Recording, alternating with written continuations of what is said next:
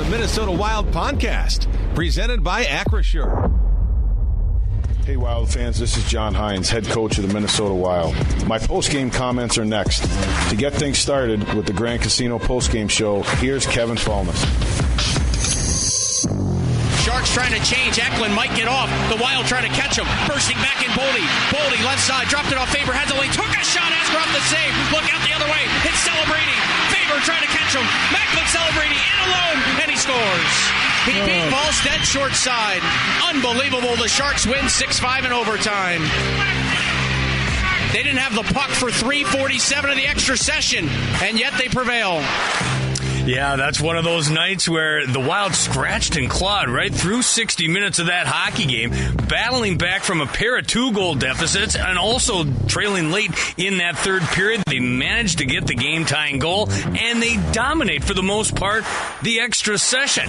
But it's that one chance by Macklin Celebrini beats the Wild goaltender, and the Wild settle for a point tonight at Grand Casino Arena. Tom Reed is upstairs in the Al Shaver press box. I'll tell you, Tom, you can say what you want about the Wild on any given night throughout the course of the first handful of games this season. They've definitely had their rough spots. Tonight, defensively, may not have been their sharpest game, but they sure gave it all they could to try to get out of their slump. Yeah, you're right, Kevin. I think the energy, too, they seem to get more energy the longer it went into this hockey game. There's no question they control the things in the overtime, but unfortunately, they don't get the goal that they could have had if Boldy not hit the pipe like that on that one. But a nice goal in the net. But give them a lot of credit. They battled back. They didn't sit back, and especially that third period. I thought they were very good in that third period, and certainly the shots indicated that too, just the way they played, and hopefully that will continue into the next game. But it gives them more life also, the fact they get 1 point, and that's how you start. You start with one, and hopefully it'll turn into 2 points in the next few games here. We still got lots of work to be done here on this homestand, and they're not easy games, and sometimes that's a better thing for it because it gets your juices going a little bit quicker too. But for the most part, I thought Minnesota really came on strong. Disappointing, yes, but happy to see how they responded to the challenge here tonight. It's hard to believe we're just 10 games into this season. The way things, the heavy feeling around this team during this current slump, coming off of the road trip and then the bad loss the other night. Now you circle that into this one, and again, the Wild do lose, but they get a point, and they fought and battled throughout the course of the hockey game. Can they use this as a building experience going forward into this homestand? Oh, absolutely they can. I think can also build the fan appeal, too, the way they played. If you're watching this or listening to this game on the radio, it was a very exciting hockey and back and forth the way it was, but Minnesota was always on the back side of things until they got to that third period, and that's when they really started to step it up. They really started to use each other. The skates were moving. The passes were good. They got in the overtime. They controlled everything there, but unfortunately, with 1:13 to go, Celebrini scores a goal, and he's a terrific player. I thought that Brock Faber, had a tremendous game here tonight. And I've been critical of him the last couple of games, but I thought tonight he really stepped up, and that's what you need. They need the input from those young kids to really help your team catapult to the front. Tom Faber was critical of himself last night. He was almost, I don't think he was in tears, but you could tell that he really took to heart how poorly the Wild played last night, and he in particular took it upon himself to point out the fact he wasn't playing well. He responds tonight with 3 helpers. He was a +1, 26 minutes and 26 seconds of ice time, 5 shots on goals, a hit, and 3 blocked shots, Tom. Brock Faber had a hell of a game despite the overtime loss. Yeah, he really did, and he's a good young player. He's learning a lot also as we go along. It's not that easy to play at this level, and being part of the game here tonight, I think was a big plus. Even though they lost 1 point here, the fact is that they played well enough. They could have had 2, didn't get it, but they worked their tails off to make something good happen. They really came on strong in that third period, which is a good sign. Quick look at the out-of-town scoreboard. The Mammoth rally to beat the Jets in the third period, so the Jets lose. Still, they've won 6 of 9 to open up the season, and we know what types of troubles the Wild have had with the Winnipeg Jets the last few seasons. I think they've lost like 7 or 8 in a row against that squad. What should we expect Tuesday on Marion Gabbard bobblehead night? another strong appearance by the Winnipeg Jets. They're a good hockey club. They proved that last year, but they're a team also that loves to play against Minnesota. They have had great success over the years, but it should be a very hard-fought contest. I would think it would be a very physical game. You looking forward to seeing Gabo Reek down in St. Paul come Tuesday? Certainly am. And as Jacques calls him, Marianne. Marianne, and Doug Riseborough calls him Gaborik. So, all right, Tom, enjoy Tom Reed's Hockey City Pub. We will talk to you Tuesday. All right. Thanks, Kevin. Tom Reed from the Al Shaver Press Box following a overtime loss to the San Jose Sharks. Different feeling coming out of this one compared to last night. You fall to the Mammoth, and it was just not a great hockey game and a game that they were really never in. Blitzkrieg, 5 minutes into the hockey game, they were down 3-0 and really felt like that was a game they were never truly in. This one, they were down 2 goals twice, and again, down in the third period. They battle and claw their way back. They do have to settle for a point, but maybe something to build upon as they try to make their way through this homestand, which continues Tuesday on most of these same stations. Quick break. We'll get you inside the Wild locker room. We got John Hynes post-game comments as well. You're listening to Wild Hockey, presented by Grand Casino. Yes, I know. The Wild didn't win. Still for the Grand Casino play of the game. We're going to go to that late game-tying goal by Jules Eriksson. Wonderful face-off win by Jules Eriksson. Eventually it ends up on the stick of Kirill Kaprizov, and then it's tipped home beautifully by Jules Eriksson, who ties the game at 5, gets a very valuable point for this Minnesota Wild team, and delivers the Grand Casino play of the game. Wenberg and Eriksson on the faceoff. Eriksson dominant in the circle through the first 2 periods. As Faber off the draw, there goes Volstead. Kaprizov a long shot. Tip the score! Jules Eriksson with the deflection ties this game at 5! I mean, just a picture-perfect deflection. He's standing out there with his big butt in front of Askarov, taking away his vision, and then the puck comes in, hits him like between the knees. He just kind of jumps up a little bit, does a little pirouette, and deflects the puck past Askarov off the hosel of his stick. Just beautiful. Picture-perfect. Couldn't draw it up any better. Ties the game at 5 apiece with about 2.5 minutes left to go in regulation. Pulls the game even at 5-5, and Jules Eriksson for saving the point for the Wild. He gets the Grand Casino play of the game. Grand Casino, where Minnesota comes to play. Visit grandcasino.com to plan your next visit. Inside that Wild locker room, we're going to hear from a number of folks, including Brock Faber, when we continue. This is Wild Hockey, presented by Grand Casino.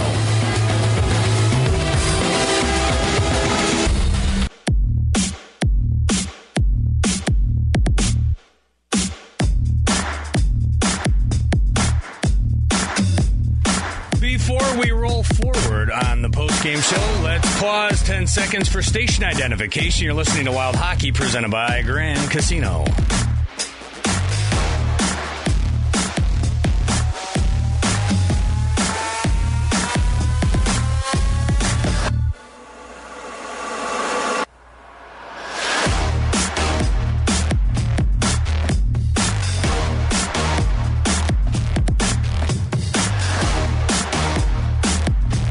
Well, you may call it a loser point, but boy, did the Wild need that one in a big way. Now, 0-1-1 to start the 6-game homestand. They still have lost 3 straight and 6 of their last 7 overall, but they needed this point in the worst way possible.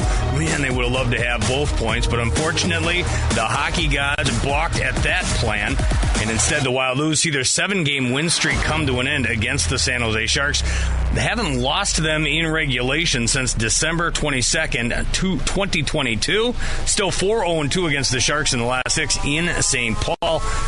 Jesper Volstead will suffer the overtime loss. He falls to 1-0-2 on the season. Does so tonight with 29 saves his NHL career. Now 3-3-2. The Sharks, on the other hand, get their 2nd win of the season. Their 6th point. They finish up their 4-game road trip at 2-2-0. Yaroslav Askarov gets his first win of the year on 28 saves. He moves to 1-3-1. That's your game recap. More after this. You're listening to Wild Hockey, presented by Grand Casino.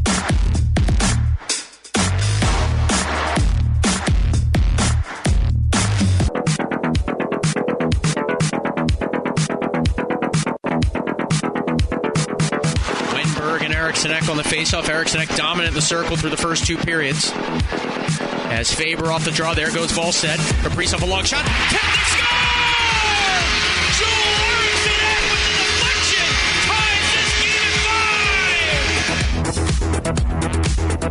Jules Eriksson, the game-tying goal. He wins the faceoff, gets it to Faber. He feeds it over to Kaprizov. Kaprizov takes the shot, and it's a perfect deflection by Jules Eriksson. I mentioned that because I mentioned the stats for Brock Faber on this night. Just a whale of a hockey game. 3 assists total, including on the game-tying goal. Looks like he's ready to address the media, so let's send you down by the Wild locker room. Brock Faber in progress. I guess to first talk about you individually, it felt like you looked much more yourself today. I mean, not just the points, but I mean, just offensively, defensively. A lot different than what you sounded like last night. Yeah, a little bit. I mean, it's hard to be positive after that. It's like, it's going to turn for us, I think. For me, I don't know. I didn't change much up with my preparation or anything. It just kind of worked tonight. But like I said, it's hard to even kind of think about that after that one. So how confounding was that overtime? Yeah, I mean, it's just like I had, probably 3 great A's. We had other good opportunities, and I think those go in another night. But they didn't tonight. So. Does it, just when it rains, it pours, does it kind of just have that vibe as a team right now? Well, you know what? We got our point tonight. Obviously, that's a game we wanted to. Back-to-back, I thought we had a good response. Again, going down early. We're just trying to work our way out of it. How much do the turnovers kind of need to stop even strength? You talked yesterday about taking care of your own end, and it just feels like you guys, I don't know if it's just pressing because of the circumstance of the standings or what it is, but it just feels like you're giving goals away. I think, it's, when things are tough like this, things don't feel like they're going your way any night. It's like everyone's gripping the stick a little differently. We got a group of guys that has the right intentions. Every single guy on this team wants to win. Every single guy on this team is sacrificing, doing whatever they can to win, and it's just not working out. And sometimes when you're playing that desperate, I don't want to make a mistake. Sometimes that causes you to make mistakes. I think that's definitely something to do with it. Like I said, we got our point tonight. We're gonna keep working. The sound of Brock Faber addressing the media down by the Wild locker room. As we wait for John Hynes, let's duck back in there. Looks like they've gathered around Ryan Hartman. Scores his first goal since opening night tonight. Let's join him again in progress. Obviously, we got to give them some goals and quick ones after they get one.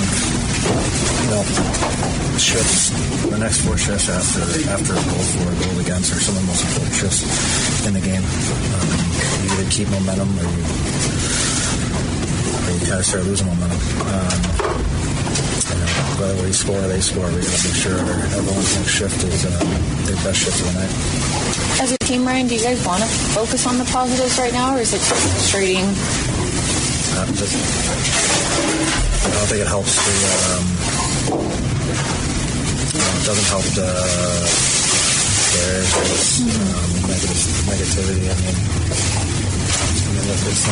it's not good. We know that. We got to focus on the next game. Take ourselves out. No one else is going to do it for us. What was your level of determination to get back on the ice after that check? It was, I just kind of lost feeling. More of a trout horse and anything. Kind of hyperextended my knee. I wear a brace on that knee, luckily. Otherwise, I think it would have been a lot worse. You kind of see my knee hyperextend. That brace doesn't allow it to bend back. So glad I continue to wear that. Thanks, Ryan. There you go. Ryan Hartman with the media. Still no John Hynes. That gives us an opportunity to go one more time into the room as they make their way across the floor. And it looks like they have just We'll get Caprice out here in a second, but here's the head coach of the Minnesota Wild, John Hynes. Your takeaways, maybe your message to the team after a game like this? Yeah, I mean, I think in the bigger picture part of it is the fact that we continue to push and got ourselves back in the game at different points. I think is something that is important when you see that in your team and in the room, and how we're able to battle back into the game. I think there's some good lessons out of that, but there's also the other side of why we were down in the games and figuring that out as well. So it kind of still digesting the game because there was so much that had gone on in it. But I would say those are my couple quick takeaways from it.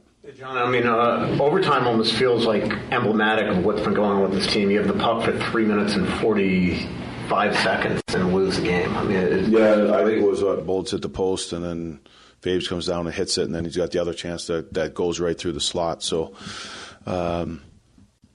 that was, I think they were there for like 340 or something like that for it. So we had some looks that didn't go in, and they had one, and it went in.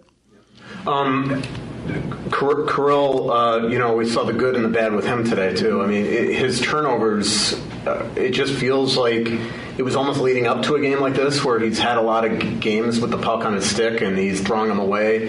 And tonight, 2 of them end up in your net and one leads to a penalty that ends up your net. I know that he wants to make plays, but how much does he sort of need to simplify maybe? Yeah, I think when you get in, part of it is from caring, it's from trying to make a difference. And it's just, when you go through little segments like we're going through, I think that's what happens. You look at Brock the other night, he was trying to make a difference and he was beating himself up. And it's because they care, we all do. And, it gets discouraging at times, right? But I think that what I liked was today some of that discouragement turned into determination. And I think that's what it needs to continue to do and work for solutions to get our game where it's going to give us the opportunity to win night in and night out and find those solutions. We know that, we can play really good hockey. We know we're capable of better than what we're doing. But I do like, in tonight's game, I did like the fight in the team and the ability to work for it. If you're asking me specifically about Kirill, it's the care of the guys, is what you respect about them. But now we got to channel that care and that energy in the right directions and continue to move forward in a positive direction. Is it because it feels like maybe there's a desperation for a win, and that's why there's some of those mistakes being made, or is that not quite fair to say? No, I think there's urgency to how we want to be able to play and play the game that gives us a chance to win and find ways to win games. I would say that's more of the mindset than anything else. Faber, looked a lot more like himself today. I mean, do you think that like you said before the game, you were basically putting him back on the power play to try to make him feel more like himself? Do you feel like that brought it out of him and that's gonna need to continue probably? Yeah, I think it's there's a lot of different things that go into it. I think, with Brock in particular, like we talked before the game, that he was a guy last year that was on the power play and he was pretty good on the power play. And he logged big minutes and he played a lot, and he was also a strong defender for us. So, it's also with some new things is finding, the right ice times and the right opportunities for guys to be able to play. That's something that, tonight I think Brock played a really good game. Whether he was going to be on the power play or not, you knew that he was going to have a response based on the way he is. That's the type of kid he is, but also trying to provide him some opportunities to get his game going a little bit, and he took advantage of it tonight. They took a look at the hit on Hartman. Turns out no penalty. What explanation did you get or anything like that? I didn't get an explanation on it. They made the call, and then we just moved on. John, is it tough to focus on the positive and, like you said, channel that care in the right direction when it just feels like everything's maybe going the other way on you? Like, is that a challenge, you think, for them as pros, just to look at glass half full instead of glass half empty? Yeah, you know what? It's when you go through some of these stretches, it gets hard because they care. We want to win, and now it's just like I said. I think it's in life. It's the same thing. Like you have to channel the energy the right way and the focus the right way. And I think for our guys, like I said tonight, I think it could have went wayward too when we went down when we went down, and then. But we didn't. The bench was good. We continued to push. We found a way to get ourselves back in the game. We tied the game. We had a good overtime. One mistake or a puck bounces the other way, and it winds up in the back of the net. So I think when you look at those things over the course of moving forward, those are critical factors, right? So that's one part of it. But the other one is there's certain areas of our game that need to be better and they need to be more consistent, and that's what we have to continue to work towards. On the second PK that they scored on, I assume Juracek shouldn't be chasing at the point there. Is that accurate? Yeah. So is that just the stuff that you're going to have to deal with, or are these things that he's just going to have to learn, real quick here? Yeah, I would say more. It's experience of being in that situation. It's understanding the details of it, and how those things matter. And so I think it's a work in progress. Yeah. And he normally wouldn't be there, right? I mean, it's only because Middleton was in the box. Sure. Yep. Anything else? Thanks. All right, thanks, guys. There you go, the head coach of the Minnesota Wild, John Hynes, addressing the media following a 6-5 overtime loss to the San Jose Sharks. One more break, and then we'll wrap things up. Get you ready for the continuation of the homestand. We got the Jets coming to St. Paul on Tuesday night. Full preview is next. This is Wild Hockey, presented by Grand Casino.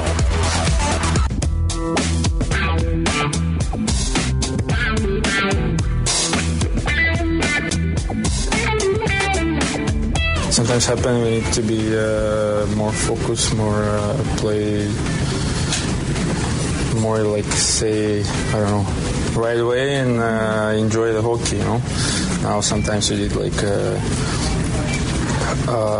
simple but big mistakes, and we need to be better, yeah. The voice of Kirill Kaprizov. How about this little stat tonight? 3 assists to help the Wild gain a point in the 6-5 overtime loss to the San Jose Sharks. He's now got 17 points. 17 in the last 6 games against the San Jose Sharks. He scored at least 2 points in all 6 games.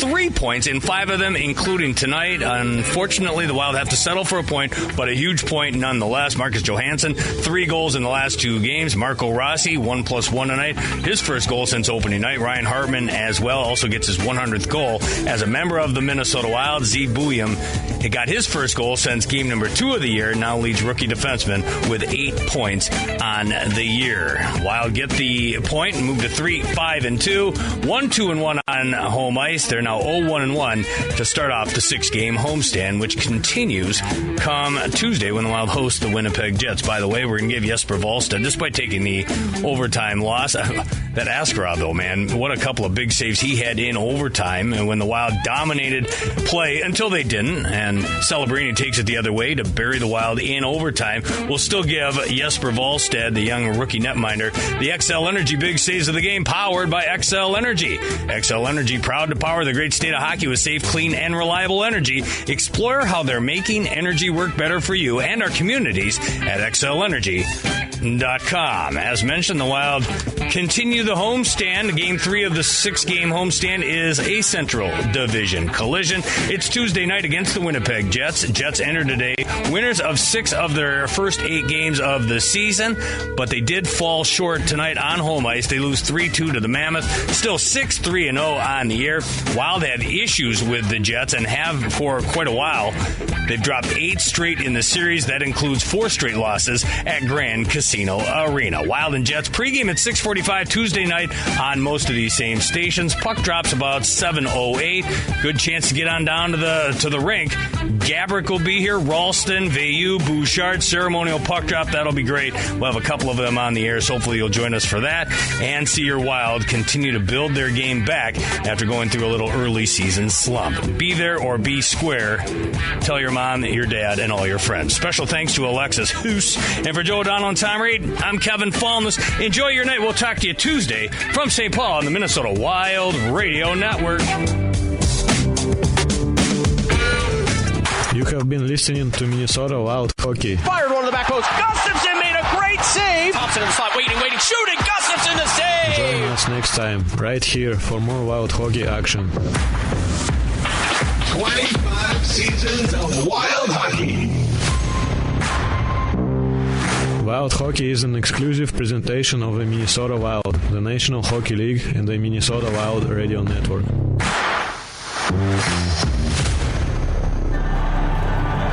For an extraordinary advantage in sports, you need a game plan. For an extraordinary advantage everywhere else, all you need is Acrisure. With a high-tech human approach to insurance, cybersecurity, and more, Acrisure helps you take care of what you care about. That makes winning easy. See what Acrisure's extraordinary advantage can do for you at Acrisure.com.